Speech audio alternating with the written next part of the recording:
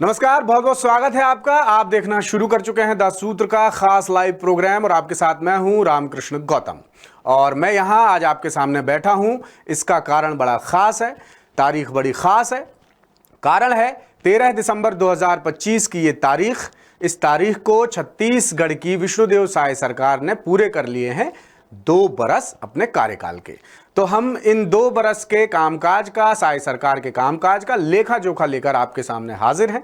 हम आपको इस रिपोर्ट में बताएंगे कि विष्णुदेव साय सरकार 2 साल में ऐसे कौन से वो 4 मसले रहे हैं जो बड़ी आबादी से जुड़े हैं, बहुत बड़ी समस्या रहे हैं वो छत्तीसगढ़ की, और उन्हें हल कर पाने में साय सरकार नाकाम साबित हुई है। तो आखिर कौन से हैं वो मुद्दे, उनका आम आदमी के जीवन पर क्या पड़ रहा है असर, कब से ये मुद्दे पेंडिंग हैं, और अगर ये मुद्दे हल हो जाते हैं तो किस हद तक राहत मिलेगी, देखिए हमारी ये खास रिपोर्ट। मैं विष्णुदेव साय ईश्वर की शपथ लेता हूं।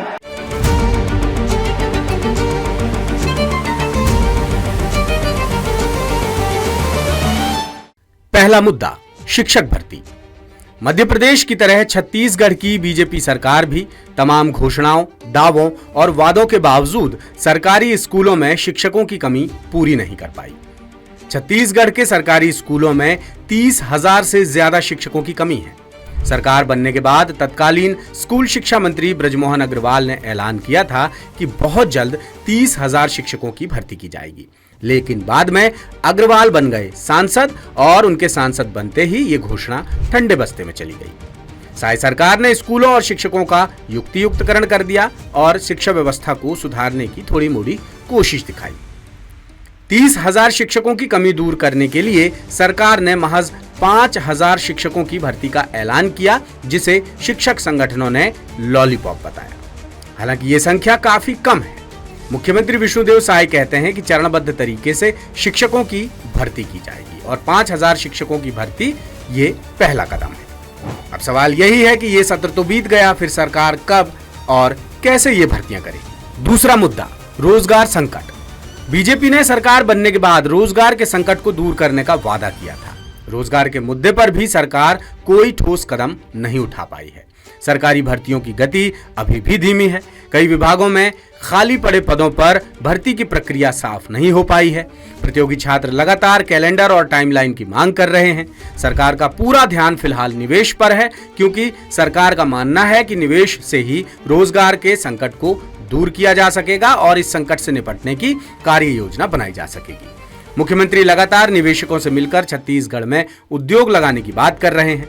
निवेशक उद्योग लगाने का वादा तो कर रहे हैं, लेकिन जमीन पर ये उद्योग कम ही उतर पा रहे हैं, जिससे युवाओं के लिए रोजगार के अवसर पैदा नहीं हो पा रहे हैं। उद्योग मंत्री लखनलाल देवांगन कहते हैं कि इन्वेस्टर्स छत्तीसगढ़ में उद्योग लगाने में दिलचस्पी दिखा रहे हैं। नई उद्योग नीति से निवेशकों में खासा उत्साह है और इससे युवाओं को रोजगार के पर्याप्त अवसर मिलेंगे। तीसरा मुद्दा, बदहाल स्वास्थ्य सेवाएं। छत्तीसगढ़ का सारा मेडिकल सिस्टम 30% डॉक्टर्स के सहारे ही चल रहा है। अस्पतालों समेत मेडिकल कॉलेजेस में एक्सपर्ट डॉक्टर्स का भारी टोटा है। सरकार की प्रायोरिटीज में शामिल स्वास्थ्य व्यवस्था लाख कोशिशों के बावजूद पटरी पर नहीं लौट पा रही है। सरकार ने कई बार भर्ती प्रक्रिया शुरू की, लेकिन योग्य उम्मीदवार नहीं मिले और बार बार नियम भी बदलते गए, जिससे मामला अटकता रहा। 2019 से अब तक सुपर स्पेशलिस्ट भर्ती प्रक्रिया में कई बार बदलाव हुए हैं, मगर नतीजे संतोषजनक नहीं मिले। मेडिकल शिक्षा विभाग के आंकड़े बताते हैं कि हर 3 में से 1 मेडिकल शिक्षक की कुर्सी खाली है। इन सबका असर मरीजों पर पड़ रहा है, आम जनता पर पड़ रहा है। छत्तीसगढ़ में स्वास्थ्य सेवाएं सुपर स्पेशलिस्ट डॉक्टरों की कमी से जूझ रही हैं। राज्य के सरकारी मेडिकल और डेंटल कॉलेजेस में करीब 70% पद खाली हैं। 2160 मंजूर पदों में से 1155 डॉक्टर्स के पद भरने बाकी हैं। डॉक्टर्स की कमी मरीजों के इलाज में बड़ी बाधा बन रही है। डॉक्टर्स की भारी कमी के कारण कई सुपर स्पेशलिस्ट वार्ड आधे अधूरे रूप में चल रहे हैं। सरकार के लिए ये बड़ी चुनौती है कि कैसे एक्सपर्ट डॉक्टर्स की नियुक्ति कर अस्पतालों को फिर से जीवंत बनाया जाए। सुपर स्पेशलिटी वार्ड तो बन गए हैं, लेकिन उन्हें चलाने वाले डॉक्टर ही नहीं है।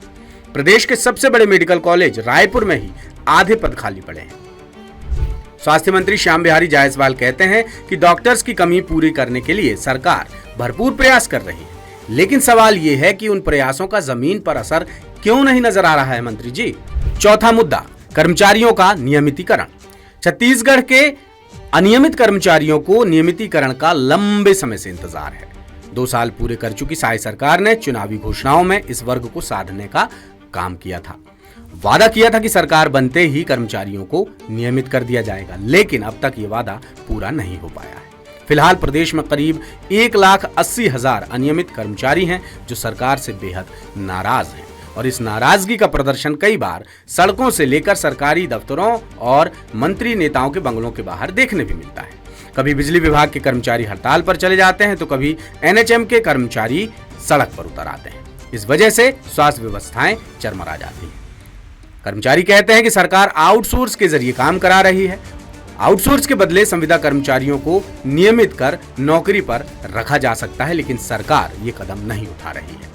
तो देखा आपने, ये थे वो 4 मुद्दे जिन पर साय सरकार समय समय पर घिरती भी आई है। विपक्ष ने गंभीर आरोप भी लगाए हैं। इसके अलावा द सूत्र भी लगातार आपके सामने कवरेज लेकर आता रहा है, हम बताते रहे हैं। हालांकि इसके अलावा भी बहुत सारे मसले हैं जो साय सरकार को 2 साल में हल करने थे, लेकिन वो कर नहीं पाई। पर ये जो 4 मसले हमने आपको बताए, ये 4 मसले सीधे तौर पर आम जनता से जुड़े हुए हैं। उन पर बहुत गंभीर असर पड़ रहा है इन मसलों का। तो इस रिपोर्ट के माध्यम से छत्तीसगढ़ की जनता की तरफ से हम सरकार से यही गुजारिश करेंगे कि सरकार इन मुद्दों पर ध्यान दीजिए ताकि आपकी जनता का भला हो सके।